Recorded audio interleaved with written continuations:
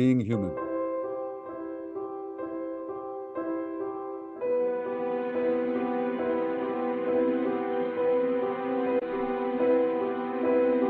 All right. In this segment, Gabriel, I'm going to ask you a few questions. And actually, I have quite a few questions. There's about, I think, 13 or 14 of these. And these are all spiritual, metaphysical type of questions, all about, what it means to be human. And I think it's right up your alley being a philosopher. So I'm just looking for short answers, but feel free to elaborate if you feel the need. Okay, number one, Gabriel, what don't you understand about people? I don't understand how people can be, I guess, selfish, like super selfish, to the point that they'll they'll bring other people down at their own expense so they can feel better about themselves. Like I don't get that part, because it's sort of like it's not really productive, because I mean, if everyone were doing that, it would just, like I sort of take this, which is like it's a philosophical idea, but it's like if everyone were doing it, how would the world look? And something like being selfish, if everyone was selfish, though, it wouldn't benefit. Like the world would not work that Yeah. way. It would not work if everyone was selfish. I So I love that. I love that way of looking at things. Everything, like you throw a piece of garbage on the ground. Imagine if everybody in the world did that exact same thing. How horrible it would be. 6 billion or 8 billion pieces of garbage. So yeah, you shouldn't give yourself the credit to do something that it would be a disaster if everybody did it. Not good. On a scale of 1 to 10, how in control of your life do you feel? I think I don't know. Like it's hard to put on a scale. I think probably it would say like a 7, and I think I have complete control over like my personal, like what I want to do personally, in terms of if I want to go to sleep right now, I have control over that. If I want to Oh go, yeah? Have you seen our driveway full of snow? uh, if I want to go study, I could do that. But that Okay. the other three, I think it's a lot of stuff that you just don't have a say in. Like you don't have a say that it's gonna snow tomorrow. Um, you don't have a say that your back's gonna be hurting tomorrow. So maybe you want to go to the gym tomorrow, but that part that you can't control is whether or not you're gonna wake up with healthy, a The healthy body. external factors. So you can control the internal things, right? But we can't control if you're going to get hit by a car tomorrow. Do you trust yourself? Yeah, I think I trust myself. I What think. makes you say that so readily? Well, I trust that I trust myself enough to have like confidence in what I'm doing. And even if I have confidence that I'm not sure what I'm doing, I still have confidence that everything will work out in the So end. you So you trust your abilities to get yourself out of a difficult situation. yeah, I just trust that things will work out as long as you're doing something, you're sort of following a sort of path, things will just work out. And I mean, if they might not work out in the way you wanted them to, but they still work out, and everything's fine in the end, I think. Okay, next question. Why do so many people stand in their own way and become their own worst enemy? I think a lot of it comes down just to insecurity, and people are very, I guess, ashamed to be themselves, and they get upset when they see people better than them. So naturally, if you're very insecure and you hate to see people doing better than you, being happier than you, you're just going to it's going to turn in on yourself, and you're going to start perhaps hating everyone, but also hating yourself at the same time. Okay, what gives you hope about the future? Uh, a lot of things. I think recently, I guess with COVID, how we've recovered from that, I think it's a big part. It took us 2 years, and we're already back to social gatherings. We're already back to communicating. There was a bit of protests and stuff naturally with all the anti-maskers and anti-vaxxers.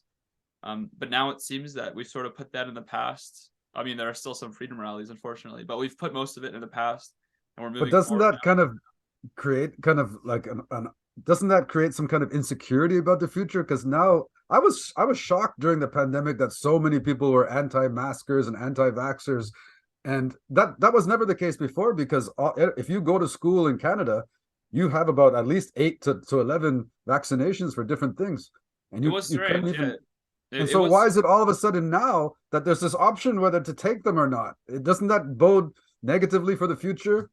yeah, it was strange, but at the same time, I mean, it's better than like the Civil War, which was 100 years ago.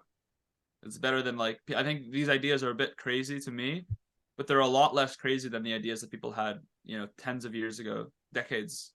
Yeah. Um, Now like we could have Pride rally every year, and there are no riots that happen during Pride rally really that are that crazy compared to 30 years ago. If you were to do that, I think it would be a lot different. So Okay, I mean, go ahead. yeah, just like studying like the like how people respond to certain things in society, I think where there is hope for the future. What's one thing that needs to happen in order for this world to become a better place?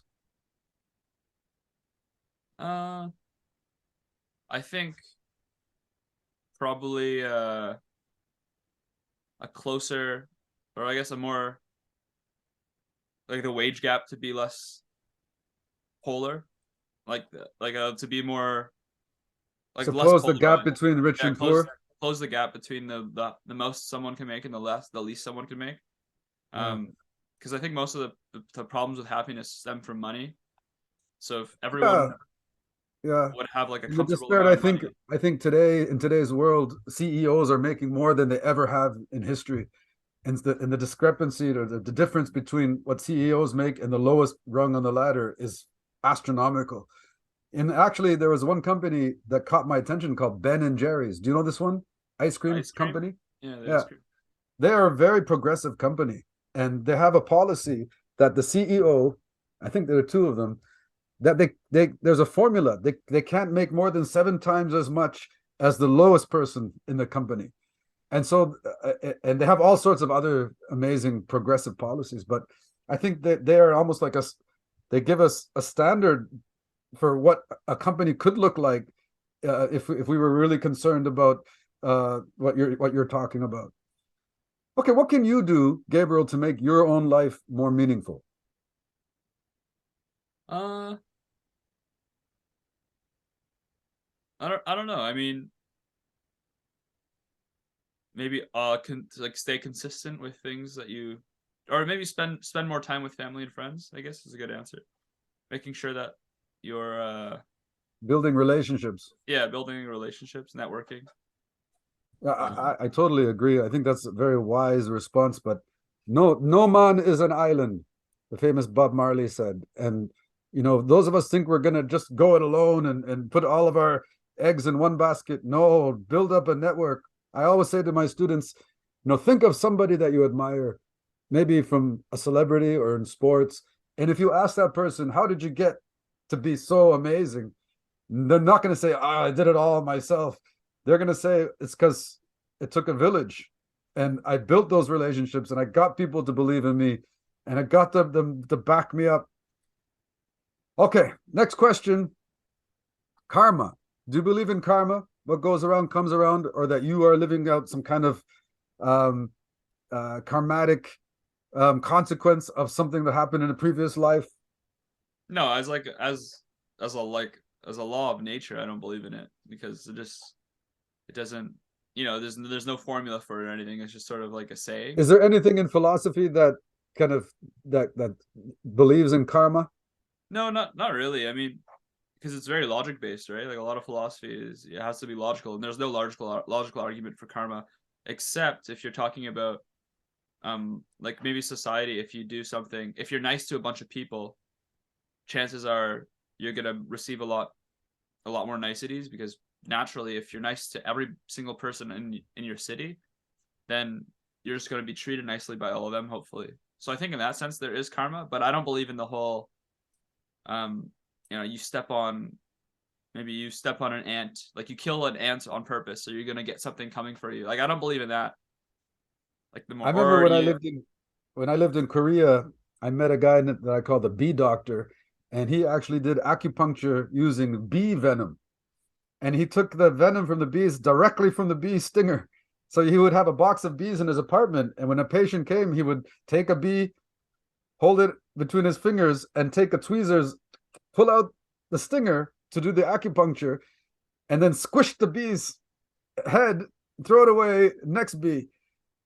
And he was Buddhist. And I said, how do you square being Buddhist with killing bees all day long?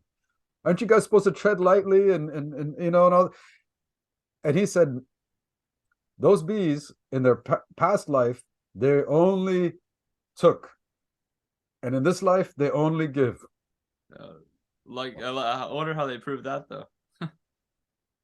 Sounds like All something right.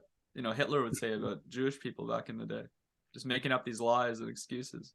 Okay. Well, hey, don't compare the bee doctor to the Hitler. All right. All right. Now listen.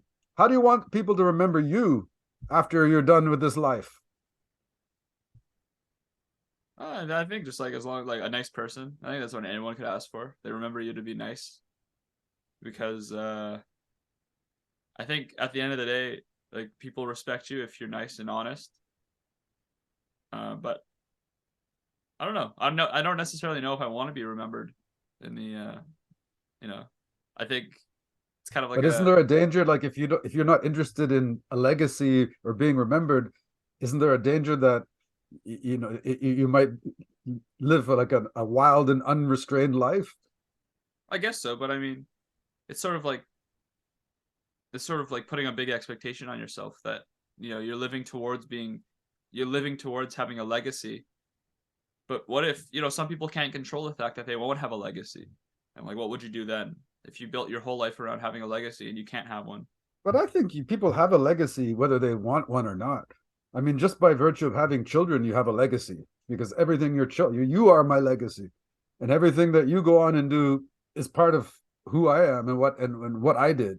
And so, I think artists like yourself have leave the best legacy because you get to create art that outlives you and remains in the world and continues to inspire and continues to long after you're gone. And so artists writing books, making music, what an amazing legacy. All right, three more questions. And what advice would you give to the little wee Gabriel, the younger Gabriel, your younger self? Just say like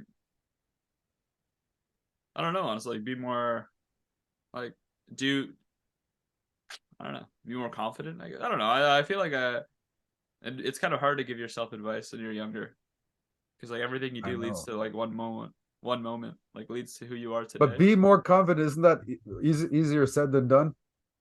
Yeah, or I don't know, like I don't know, maybe go out more, like be more social. You were truly like I know you were a very shy, um, inward person when you were young, and it shocked everybody that you entered musical theater.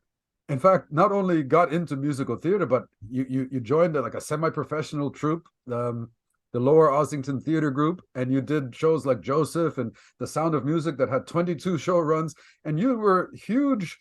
That was a huge part of your life, getting yourself out there, going to auditions, being on stage. And for someone like you who was shy and inward, that was a huge, huge step outside of yourself at such a young age. Are you glad you did that in retrospect? Did that set the stage for being a rock star and doing what you're doing now? Yeah, probably. Yeah, it was really nice. You made a lot of friends. Definitely like you get a lot of confidence and I you're think you not. learned at a very young age that if you put yourself out there, good things will happen. And so I'm so proud that you did that. Two more questions. And of course, there's no right or wrong answer. I just want your hypothesis.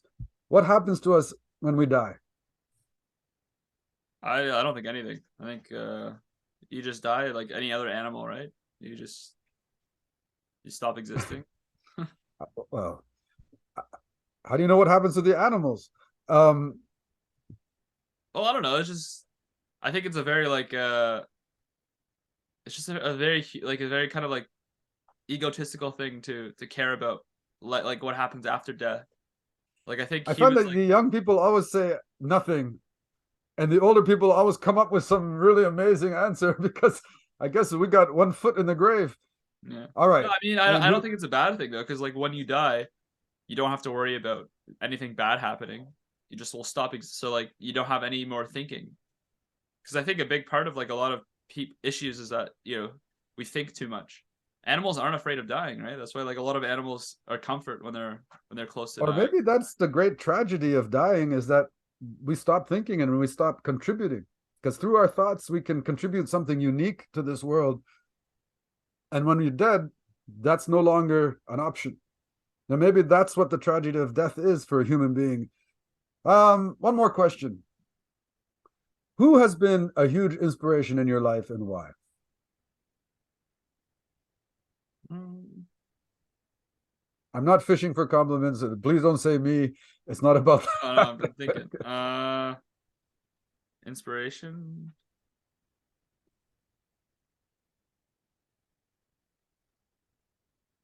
Oh, probably yeah, probably like high school teachers. Some of them. One of them was Mr. Fowler. Uh, he sort of showed me that like it's like it's okay to be. It's like you don't have to have all the answers. You can just do your own thing, and it's even as like an adult, as like a 40-year-old, 45-year-old, you could still do the things that you used to do, like play video games or play soccer. There's like you can sort of do what you want, and I mean a lot of people say this in high school, but like you don't really need to know what you're doing like ever unless like as long as like you have a place to stay and you have money if you're paying for rent, like the answers will come to you. You don't really have to go out and find them. I'm a big proponent of the answers are in nature. So if you're ever looking for an answer, just go into nature and go stare at some bees or a blade of grass, and you'd be amazed at how much wisdom and how the answers are. If you just start asking questions while staring at the lake, the answers will come. In any case, I want to thank you, Gabriel, for being my guest today, and you did really great. Maybe consider bringing your entire band, nothing special, for a band episode. If we can change up the games and do some two on twos, please talk to the boys. It would be so fantastic to have nothing special on as a band. So thank you.